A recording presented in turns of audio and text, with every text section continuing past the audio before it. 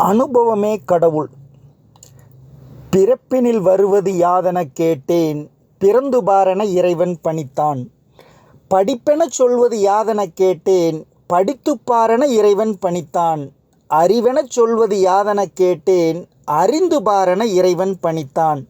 அன்பெனப்படுவது என்னெனக் கேட்டேன், அளித்துப் பாரென இறைவன் பணித்தான். பாசம் என்பது யாதெனக் கேட்டேன், பகிர்ந்து பாரென இறைவன் பணித்தான். மனையாள் சுகமெனில் யாதெனக் கேட்டேன், மணந்து பாரென இறைவன் பணித்தான். பிள்ளை என்பது யாதெனக் கேட்டேன், பெற்றுப் பாரென இறைவன் பணித்தான். முதுமை என்பது யாதெனக் கேட்டேன், முதிர்ந்து பாரென இறைவன் பணித்தான். வறுமை என்பது என்னெனக் கேட்டேன், வாடிப் பாரென இறைவன் பணித்தான். இறப்பின் பின்னது ஏதெனக் கேட்டேன், இறந்து பாரென இறைவன் பணித்தான். அனுபவித்தேதான் அறிவது வாழ்க்கை எனில், ஆண்டவனே நீ ஏன் எனக் கேட்டேன். ஆண்டவன் சற்றே அருகி நெருங்கி, அனுபவம் என்பதே நான் தான் என்றான்.